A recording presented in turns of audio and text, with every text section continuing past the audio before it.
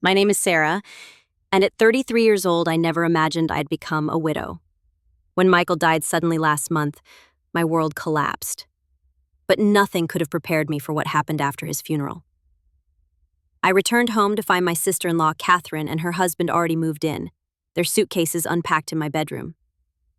Catherine looked me straight in the eye and declared, "This house belongs to me now. I've already sold your belongings, so pack up and leave."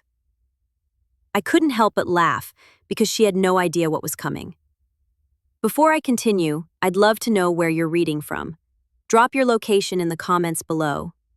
Hit that like button and subscribe to join our community of survivors.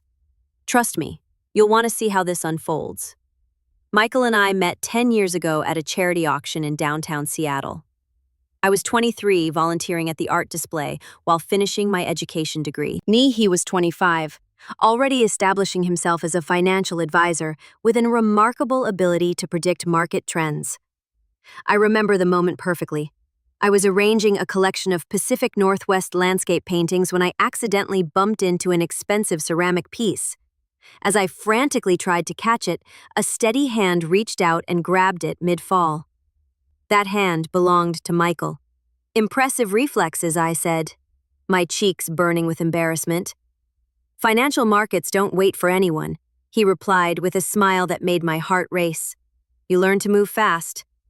That evening, we talked for hours about everything from contemporary art to his family's business ventures to my dreams of teaching elementary school children. Michael was unlike anyone I'd ever met. He came from money but never flaunted it. His intelligence was matched only by his genuine kindness. Our relationship moved quickly. Months we were married in an intimate ceremony overlooking Puget Sound. His mother Helen was there beaming with joy, welcoming me warmly into the family. Conspicuously absent was his sister Catherine, who claimed urgent work commitments had prevented her attendance. I would later understand this was the first of many calculated snubs. Michael and I created a beautiful life together. He continued advancing at his investment firm, while I secured a position teaching at Maplewood Elementary. We started in a modest apartment, saving carefully for our dream home. Michael refused to rely on family money, determined to build our future through his own efforts. 4 years into our marriage, we found it. A stunning craftsman-style home in a tree-lined neighborhood with a large backyard and endless potential. The house needed renovation, but we saw its promise immediately. Weekends were spent refinishing original hardwood floors, updating the kitchen, and creating a garden. Every improvement was an investment in our shared future. The only shadow on our happiness was our struggle with fertility. After 2 years of trying naturally, we consulted specialists who conducted extensive testing. The diagnosis was heartbreaking. I had severe endometriosis that made pregnancy highly unlikely. We discussed adoption and fertility treatments, but decided to take time to process our options. "Family isn't just about biology," Michael would say, holding me close during my darkest moments. "We have each other, and that's everything. The rest will work itself out." Throughout these challenges, our bond only strengthened. Michael never made me feel inadequate because I couldn't bear children. Instead, we channeled our nurturing instincts elsewhere. I devoted extra attention to my students while Michael mentored junior analysts at his firm. His family dynamics were complex. The Montgomery family had built their wealth over generations through real estate development and later diversified into various investments. Michael's father, Robert, had been a demanding patriarch who expected his children to earn their place in the family empire. Michael had worked tirelessly to prove himself, while Catherine had taken a different approach, using charm and manipulation to secure her position. Helen, Michael's mother, became like a second mother to me. After Robert died 5 years ago, she moved to a smaller home, but remained active in community affairs and family matters. She often told me how grateful she was that Michael had found me, saying I brought out the best in her son. Catherine always resented how naturally things came to Michael, Helen confided once over coffee. He inherited his father's business instincts, but also my compassion. Catherine has all the ambition, but none of the integrity. Catherine had married David about 7 years ago. He came from established wealth, but had little remaining, having squandered most of his inheritance on failed business ventures. The four of us rarely socialized. When we did, Catherine would make subtle comments about our quaint lifestyle or my career as just a teacher. During the final 18 months of our marriage, Michael spent increasing hours in his home office. He explained he was working on a sensitive project that required confidentiality. I respected his privacy, though sometimes when I brought him coffee, I glimpsed spreadsheets and legal documents. He seemed troubled at times, but would quickly smile and change the subject when I expressed concern. Just some family business matters, he'd say. Nothing you need to worry about. 2 months before his death, Michael updated his life insurance policies and asked me to meet with his attorney, James, to review our estate planning. I assumed it was routine financial responsibility. I had no idea he was preparing for a storm brewing on the horizon. The day Michael died started like any other Wednesday. He kissed me goodbye at 7:45 in the morning, promised to pick up sushi for dinner, and headed to his downtown office. I went to school, teaching my second graders how to create watercolor landscapes. Just after lunch, during my prep period, my phone rang. It was Linda, Michael's assistant. Submerged. Sarah, her voice trembled. Michael collapsed during a client meeting. The paramedics are taking him to Seattle Children's Hospital. You need to come immediately. The world tilted sideways. I remember dropping my coffee cup, ceramic pieces scattering across the floor like my suddenly shattered existence. My principal drove me to the hospital after seeing me go pale. The 20-minute drive through downtown traffic felt like hours, my hands shaking so badly I could barely text Helen. When I arrived at the emergency department, I knew immediately from the doctor's expression. Michael had suffered a massive cardiac event.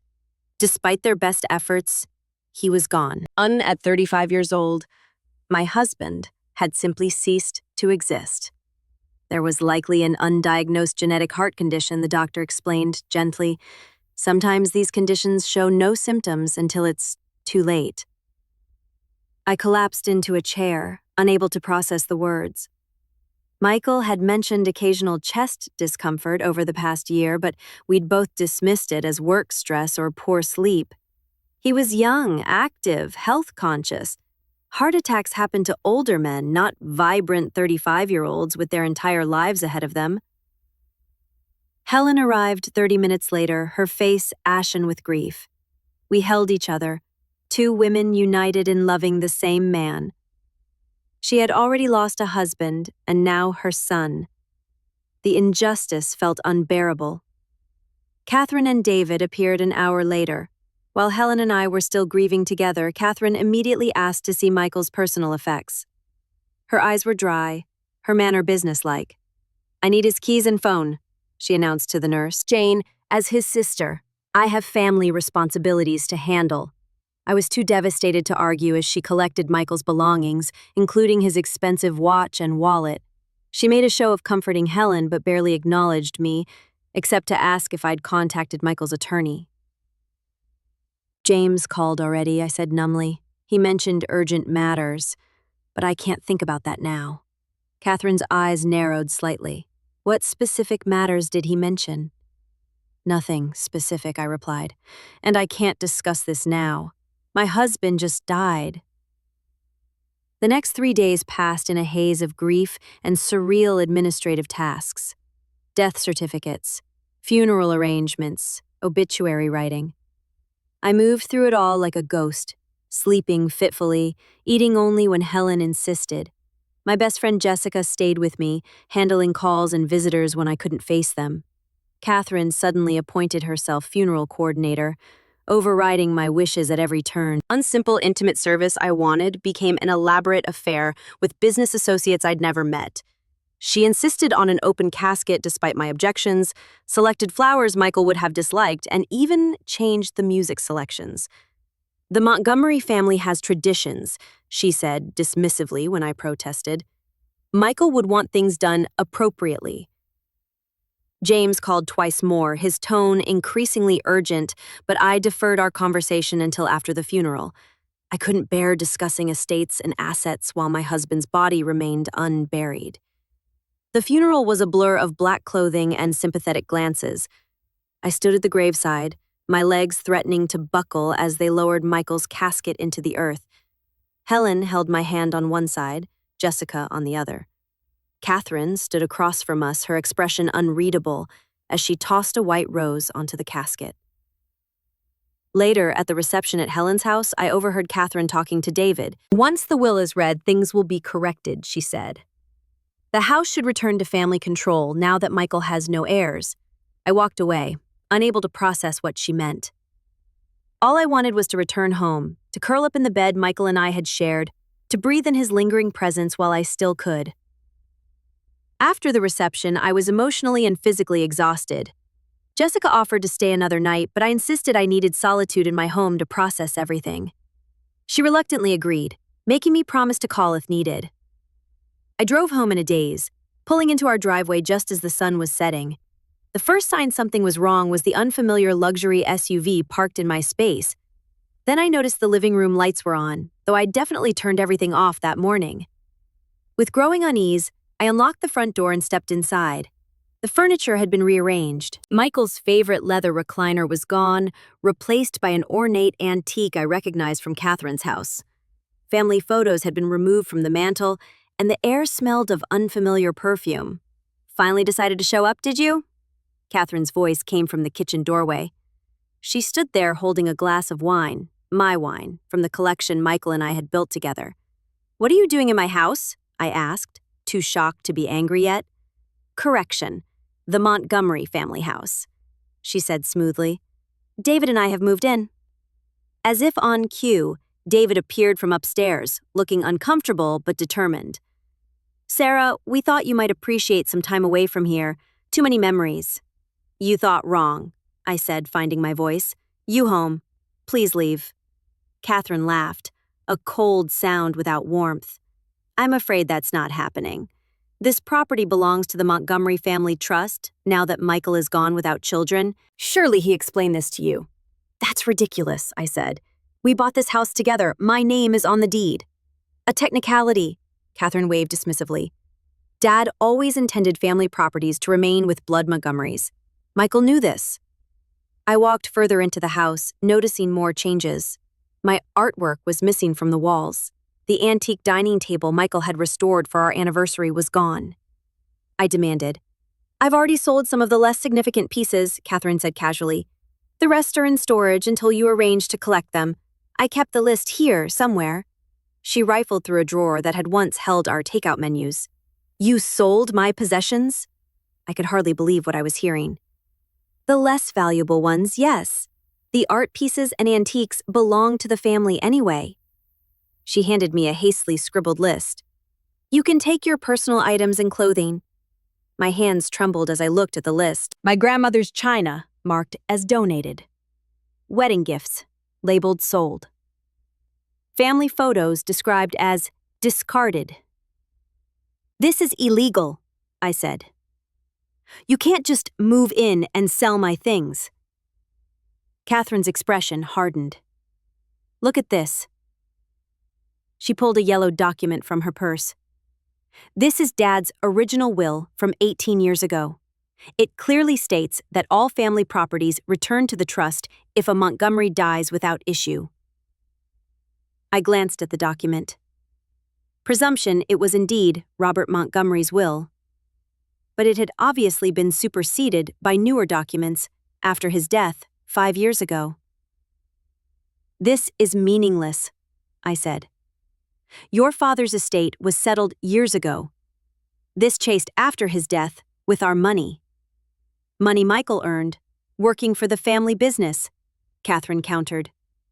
"Money that was rightfully part of his inheritance." Eared his throat uncomfortably. "Perhaps we should discuss this with lawyers present." "There's nothing to discuss," Catherine snapped. "Zara was just leaving, weren't you, Sarah?" I stood my ground. "This is insane. I'm not going anywhere." Catherine's face transformed into something ugly. "Let me make this absolutely clear. You failed at the one thing Michael needed from you. You couldn't give him children. You have no claim to the Montgomery legacy. This house and everything in it belongs to the family now.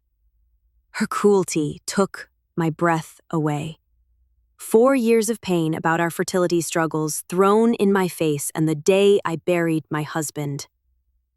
"How dare you?" I whispered. "The truth hurts, doesn't it?" Michael confided in me how disappointed he was. "Why do you think he spent so much time at the office? He was avoiding coming home to you." Tears burned my eyes, but I refused to let them fall. "You're lying." "Am I? Then why did he never change the old family will? He knew what would happen when he died." She stepped closer. "You have until tomorrow to pack a suitcase. Anything you leave behind will be considered abandoned property." David at least had the decency to look ashamed. "We can store your things temporarily, Sarah, until you find somewhere else." "This is my house," I shouted, finally losing composure. "You can't just take it." Catherine signaled to someone I hadn't noticed. A man in a security uniform stepped from the shadows of the dining room. "This is Frank. He'll escort you out if necessary. I've already filed a legal claim with the family attorney. Until it's resolved, we have as much right to be here as you do."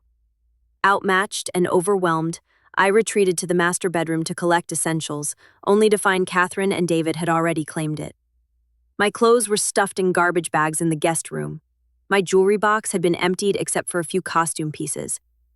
Even Michael's wedding ring, which the hospital had returned to me, was missing from my purse. As I hastily packed a suitcase, my phone rang. It was Helen, sobbing. "Sarah, Catherine has banned me from visiting Michael's grave. She says as executor, she controls all access to family plots. She changed the cemetery gate code. My own son, and I can't even bring him flowers."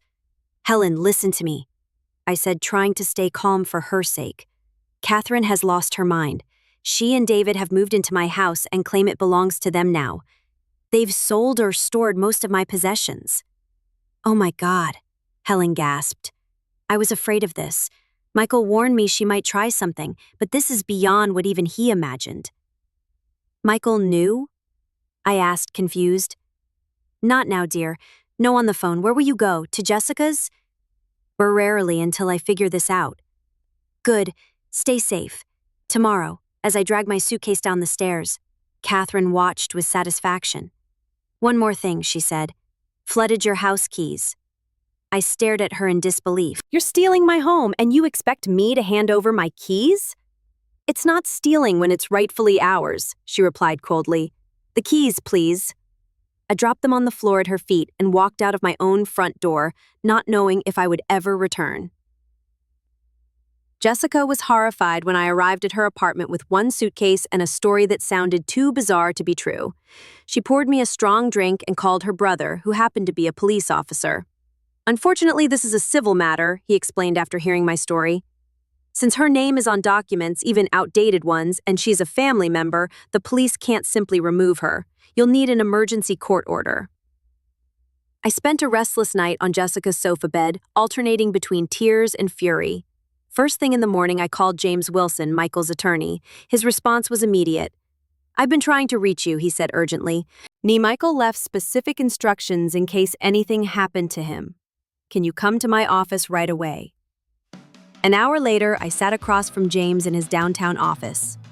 He was in his 60s, with kind eyes behind wire-rimmed glasses and a reputation for meticulous attention to detail.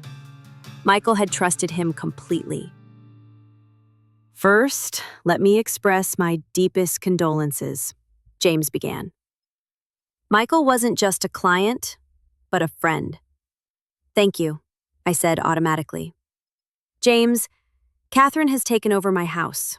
She claims it belongs to the family trust now that Michael is gone." James frowned. "That's completely false." Michael was very clear about his wishes. He updated his will just 6 weeks ago. My head snapped up. 6 weeks ago? Why? "I think it's better if Michael explains himself," James said cryptically. He unlocked a drawer and removed a sealed envelope with my name written in Michael's familiar handwriting. "He asked me to give you this if anything happened to him." With trembling fingers, I opened the envelope and began to read. My dearest Sarah, if you're reading this, the worst has happened. I'm so sorry to leave you alone to face what comes next. I hope to resolve this situation while I'm alive, but if I can't, I need to ensure you're protected. For the past 8 months, I've been investigating financial irregularities in the family business. What I discovered shocked me. Catherine has been systematically embezzling from the company for at least 8 years, possibly longer.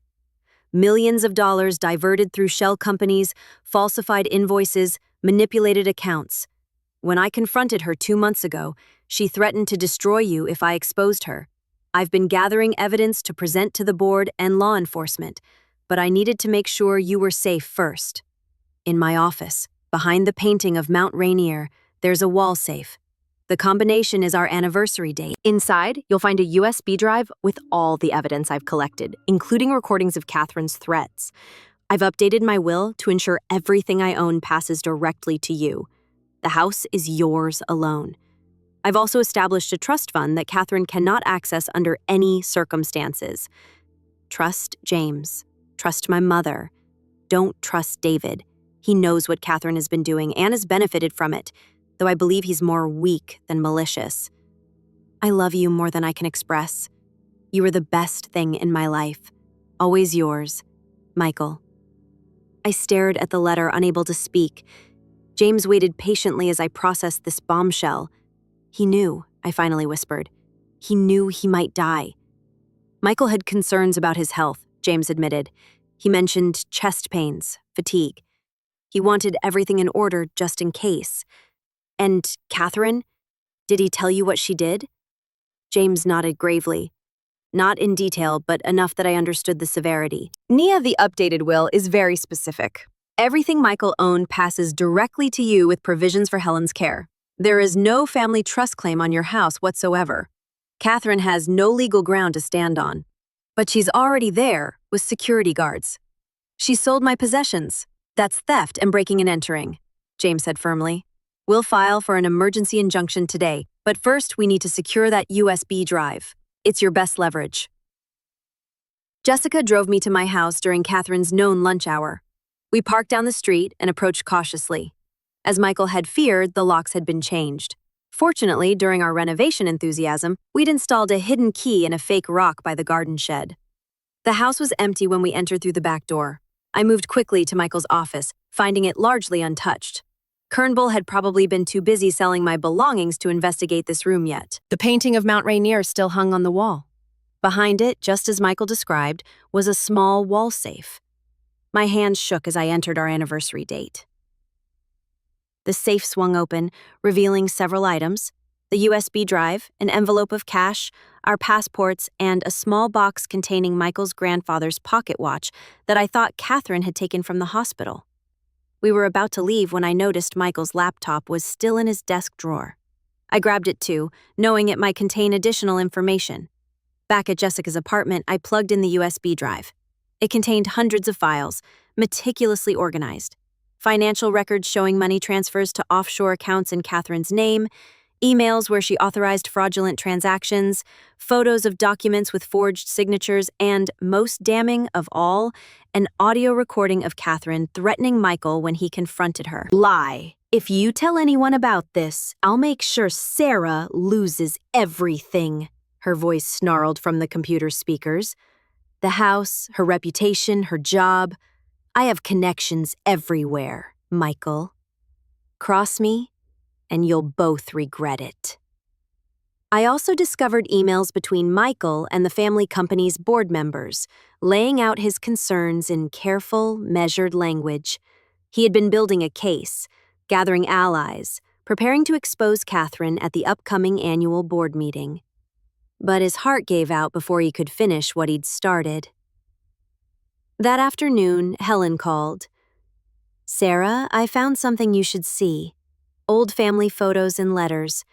They provide context for what's been happening. Can you come over? At Helen's house, she showed me a collection of family memorabilia spanning decades.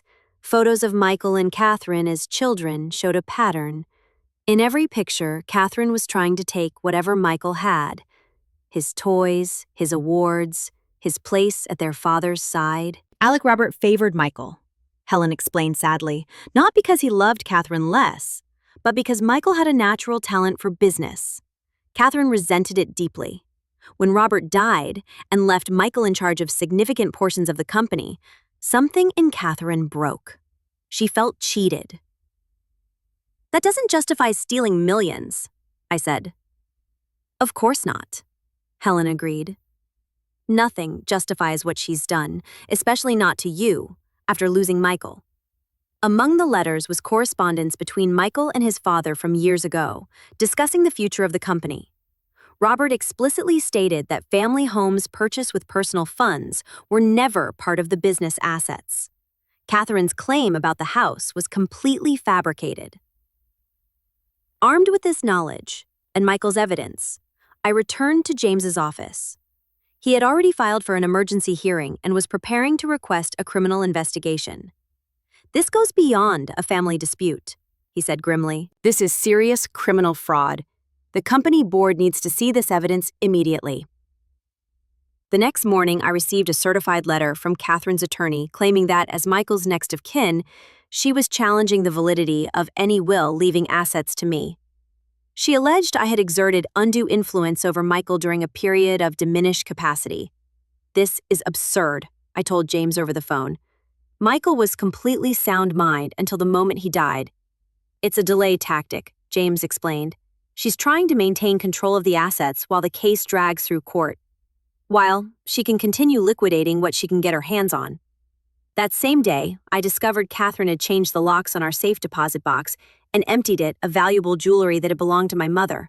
When I confronted the bank manager, he apologetically showed me paperwork with what appeared to be my signature, authorizing Catherine as a co-signatory. Jane, the signature was clearly forged. My phone began ringing with calls from friends and distant relatives, all asking strange questions. Had Michael and I been having marital problems? Was it true I'd refused to have children? Had I known about Michael's other relationships? Catherine was spreading vicious rumors, attempting to paint me as a gold digger who had trapped Michael in an unhappy marriage. The situation grew worse when I tried to return to work. The principal called me into her office with a troubled expression. "Sarah, we've received some concerning calls about your stability," she said carefully. "A woman identifying herself as your sister-in-law expressed worry that you might not be emotionally equipped to be around children right now." "She's trying to destroy my life," I said, fighting back tears. "None of what she's saying is true." "I believe you," my principal assured me, "but district policy requires I place you on paid leave until this is resolved. I'm so sorry." Without my home, many of my possessions, and now temporarily without my job, I felt Catherine tightening a noose around my life. That evening, I received threatening messages from her lawyer, warning that if I pursued claims against her, she would reveal information that would damage my professional reputation permanently. The next day, Jessica and I drove past my house to find Catherine had hired private security guards who stopped us at the end of the driveway. The gardens Michael and I had lovingly planted were being torn up for what looked like a pool installation. "You can't even come onto the property without permission from Mrs. Montgomery," the guard informed us. "I am Mrs. Montgomery," I said through gritted teeth. "Not according to my employer," he replied stonily. Later that week, Helen called me in a panic. Catherine was here with her lawyer. She demanded I sign papers giving her authority over Robert's remaining assets. When I refused, she threatened to contest my competency and have me placed in assisted living. I rushed to Helen's home to find her shaken but resolute. "I won't give in to her bullying," she declared. "Robert would be appalled at what she's become." While I was there, David called, asking to meet privately. Against Helen's advice, I agreed to see him at a coffee shop halfway between our homes. "I can't stay long," he said nervously, glancing over his shoulder as if expecting Catherine to appear. "You need to know that Catherine has gone too far. I never agreed to throwing you out of your own home. Yet you're still living there," I pointed out coldly. He had the grace to look ashamed. "I'm trying to mitigate the damage. She wanted to throw away all your personal mementos. I've been secretly storing things I know must be important to you." "Why are you telling me this now?" "Because she's forging documents," he whispered, "not just signatures on bank forms. She's creating backdated company records, fake board minutes, even a fraudulent codicil to Michael's old will. She has someone inside the records office helping her. You need to go to the police, I urged. David paled. You don't understand. She has things on me, too. Financial improprieties I was involved in. Sure, I go down with her.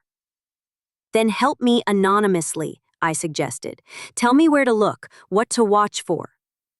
He slid a folded paper across the table.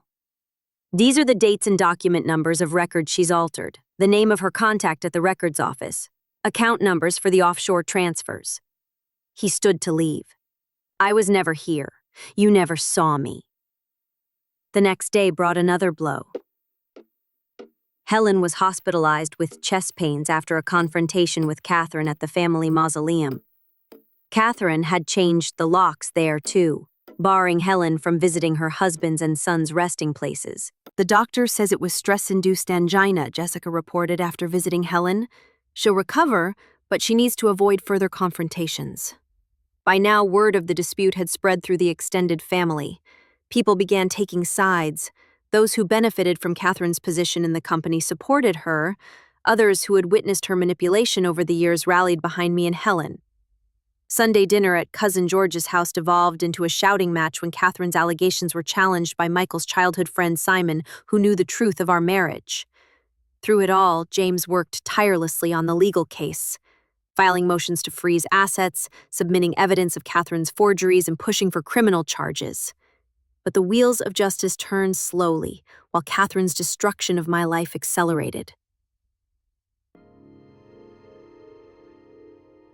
The final straw came when Catherine somehow gained access to my email account and sent resignation letters to my school and to the children's art therapy program where I volunteered. By the time I discovered and disputed these messages, the damage to my professional relationships was significant. We need to end this, I told James during an emergency meeting. I can't keep playing defense while she dismantles everything I care about. The hearing is scheduled for next week, he assured me. Meanwhile, I've been in contact with the company board members Michael had reached out to. They've quietly authorized a forensic audit based on the evidence you provided. Next week might be too late for Helen, I said. The stress is literally killing her. James's expression softened. There's one other option. Michael left a sealed letter to be opened only under specific circumstances. I think those circumstances have arrived. The morning of the emergency court hearing arrived with a sense of foreboding. I had barely slept, going over my testimony with James until past midnight. Helen had been released from the hospital but was too weak to attend. She gave me her wedding ring to wear for strength. Robert gave me this 50 years ago, she said, pressing it into my palm. It's survived worse crises than Catherine. The courtroom was tense as Catherine and David arrived with their attorney, a shark-like man named Victor Lawson, known for aggressive tactics. Catherine looked confident in an expensive suit, greeting family members in the gallery as if arriving for a victory celebration. When the judge entered, James requested a brief delay. Your Honor, we've just received critical evidence that bears directly on this case. Representatives from Montgomery Investments are en route and have requested the opportunity to address the court. Catherine's smug expression faltered slightly. The judge granted a 30-minute recess, during which Catherine huddled intensely with her attorney, casting suspicious glances my way. When court resumed, 3 stern-faced men in business suits had joined us. I recognized them as senior board members of the family company. The oldest, Walter Davidson, had been Robert Montgomery's closest friend and advisor. Your Honor, James began, before addressing the specific claims regarding the Montgomery residence. We believe it's essential to establish context for Mrs. Catherine Miller's actions and credibility. Catherine shifted uncomfortably as James approached with Michael's USB drive and laptop. Evidence has come to light that Mrs. Miller has been systematically embezzling from Montgomery Investments for over a decade. The late Michael Montgomery discovered this criminal activity and was preparing to present his findings to the board and law enforcement when he tragically passed away. Victor Lawson jumped to his feet. Objection! Game these unsubstantiated allegations are completely irrelevant to the matter of property ownership before the court. On the contrary, James countered smoothly, They establish a pattern of fraudulent activity and directly relate to Mrs. claims on my client's home. The judge allowed James to continue. For the next hour, he methodically presented Michael's evidence, financial records showing millions diverted to accounts Catherine controlled, emails where she gave instructions for falsifying invoices, the recording of her threatening Michael and me. Catherine's face transformed from confidence to rage to fear as the evidence mounted. When the audio of her threats played, several family members gasped. David stared at the floor, unwilling to meet anyone's eyes. Furthermore, James continued, we have evidence that Mrs. Miller has engaged in breaking and entering, theft of personal property, forgery of multiple documents, and filing false reports with financial institutions. She sold property belonging to my client, barred family members from visiting grave sites, and engaged in slander and defamation to damage Mrs. personal and professional reputation. Victor Lawson tried repeatedly to object, but the evidence was overwhelming. The judge's expression grew increasingly grave. Davidson approached the bench. Your Honor, on behalf of Montgomery Investments, I can confirm that our preliminary internal audit has corroborated these allegations. We've already frozen all company accounts Mrs. Quarantine had access to and are cooperating with federal authorities on a full investigation. Catherine finally broke. This is a conspiracy, she shouted, rising from her seat. Michael was trying to push me out. He always got everything, the company, father's approval, mother's love. That house should have been mine. Mrs. Miller, control yourself, the judge warned. The house was purchased with funds my client and her husband earned, James stated calmly. It was never company property or part of any family trust. I have here the original deed and mortgage documents showing it was acquired years after Robert Montgomery's death with no connection to family assets. The judge examined the documents carefully. These appear to be in order. Mrs. Miller, do you have documentation supporting your claim to this property? Catherine's attorney whispered urgently in her ear, but she pushed him away. My father always intended family properties to stay with blood Montgomerys. She can't have children. She has no right to our legacy. A murmur ran through the courtroom at this cruel statement. The judge's expression hardened. Mrs. Miller, not only do I see no valid legal claim to the property in question, but your actions appear to constitute several serious crimes. And I'm granting the emergency injunction ordering you to vacate the property immediately and return all removed items. Furthermore, I'm issuing a restraining order prohibiting you from contacting Mrs. Montgomery or entering the property under any circumstances. Catherine's face contorted with rage. This isn't over, she hissed at me. Actually, it is, came a voice from the back of the courtroom. Two police officers entered, accompanied by a woman in a dark suit who displayed an FBI badge. Catherine Miller, the FBI agent announced, you're under arrest for wire fraud, embezzlement, and financial crimes across state lines. Remain silent. As Catherine was being handcuffed, her attorney tried to intervene. The FBI agent simply handed him a warrant. We have a search warrant for her residence and office. Additional charges may be forthcoming. Catherine's final glare at me as she was led away held a lifetime of bitterness and rage. David remained seated, his head in his hands. As the courtroom cleared, Walter Davidson approached me. Sarah, Michael spoke highly of you. He was building a case against Catherine for months. The board resisted investigating his claims initially, not wanting to believe a Montgomery could betray the family this way. When he died, we feared the evidence died with him. He made sure it didn't, I said softly, clutching Michael's letter in my pocket. The company owes you a debt of gratitude, Walter continued. If there's anything we can do, just make sure Helen is taken care of, I replied. She's suffered enough. Outside the courthouse, David approached hesitantly. Sarah, I want you to know I had no idea how far Catherine would go. The things she said about you and Michael were lies. Your marriage was what mine should have been. You stood by while she threw me out of my own home, I reminded him. I know. I'm filing for divorce tomorrow. I've already moved my things out of your house. Trey handed me a key. The security guards have been dismissed. I saved what I could of your personal items. I took the key without thanks. Whatever sympathy I might have felt for David was overshadowed by his cowardice when it mattered most. As Jessica drove me home, I felt a complex mixture of vindication, grief, and exhaustion. The house came into view, and for the first time since Michael's death, I felt a small sense of peace. This was our home, and I was finally returning to it. The weeks following Catherine's arrest were a whirlwind of legal proceedings and damage control.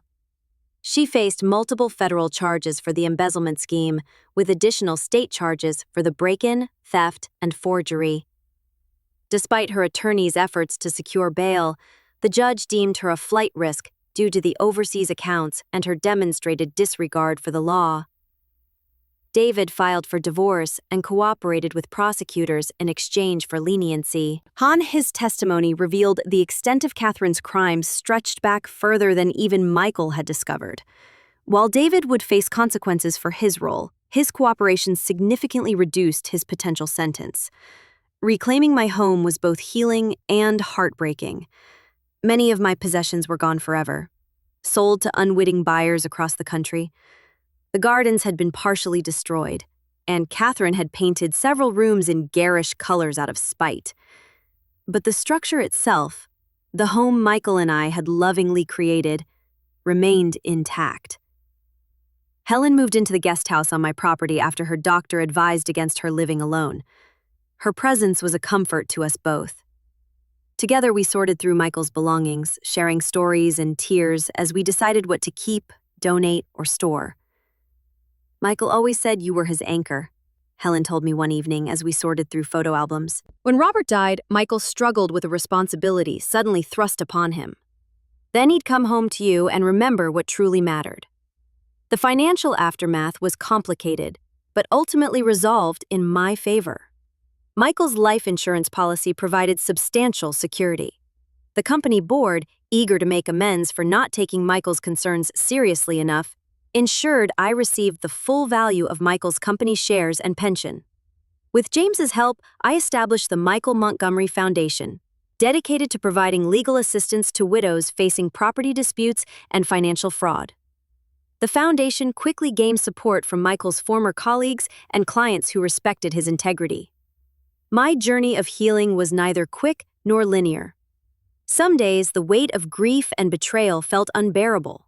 I joined a support group for young widows, finding solace in sharing experiences with others who truly understood. Therapy helped me process the trauma of not only losing Michael, but facing Catherine's cruelty immediately after.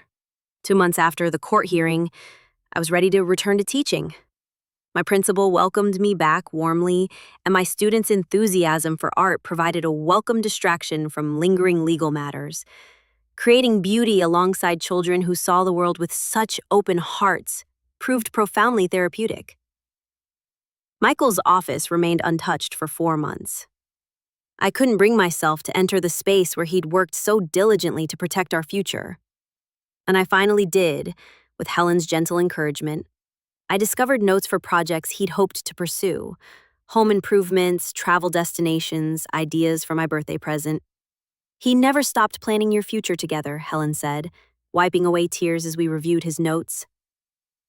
Gradually, I transformed his office into a studio where I could pursue my own art again. The first piece I completed was a watercolor of Mount Rainier, similar to the one that had hung over his safe. I placed it in the same spot, a reminder of both what was lost and what remained. The criminal trial of Catherine Montgomery Miller became a minor sensation in financial circles. The prosecution presented overwhelming evidence, including Michael's meticulous documentation. Catherine's defense strategy of blaming Michael backfired spectacularly when board members testified about his reputation for integrity. She was sentenced to 12 years in federal prison, with no possibility of parole for at least 8 years. The judge ordered restitution of the stolen funds, ensuring Catherine would emerge from prison with nothing.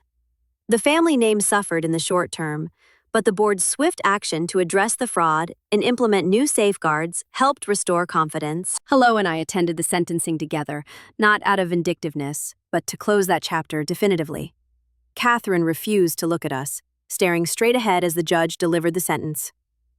As she was led away, I felt no joy, only relief that her ability to harm others was finally curtailed. 1 year after Michael's death, I stood at his grave with fresh flowers. The pain hadn't disappeared, but it had transformed into something I could carry without being crushed by its weight. I kept our home, I told him quietly. I kept my promise to look after Helen. I'm finding my way forward, one day at a time. That evening, as Helen and I shared dinner on the patio Michael had built, she handed me a journal I'd never seen before. Michael gave this to me for safekeeping weeks before he died, she explained. He asked me to give it to you and the time felt right. That time, the journal contained Michael's private thoughts about our marriage, his hopes for our future, and reflections on what truly mattered in life. The final entry, dated just days before his death, read, "If love is measured by how it transforms us, then what Sarah and I share is immeasurable. She's made me better in ways I never imagined possible. Whatever comes next, that love remains my greatest achievement and legacy." Those words became my touchstone in the years that followed. I eventually renovated the house, not to erase Michael's presence, but to honor our shared vision, while creating space for my evolving life. Helen remained my closest family, the mother I'd lost young and found again through Michael. The foundation grew, helping dozens of women navigate situations similar to what I'd faced. Blackmail's story felt like transforming pain into purpose, exactly as Michael would have wanted. 3 years after losing Michael, I stood in my classroom watching students create art that expressed their own stories. My journey from devastation to rebuilding had taught me that while we cannot control what happens to us, we can choose how we respond. The house Catherine had tried to steal had become not just a home again, but a sanctuary for healing and new beginnings. As Helen often reminded me, quoting Robert, "True wealth isn't what you own, but what you build that outlasts you." Michael had built not just a home or a career, but a legacy of love and integrity that continued to shape lives long after he was gone, including mine. If you've ever faced betrayal from someone you thought you could trust, I'd love to hear your story in the comments. How did you find the strength to rebuild? Sometimes sharing our experiences helps others know they're not alone. Please like this story if it resonated with you, subscribe for more stories of resilience, and share with someone who might need to hear that even after devastating loss, it's possible to reclaim your life and find purpose again. Thank you for reading my journey, and remember, your story isn't over when tragedy strikes, it's simply turning to a new chapter. What would you have done differently in my situation? How do you think you would have handled Catherine's initial takeover of the house?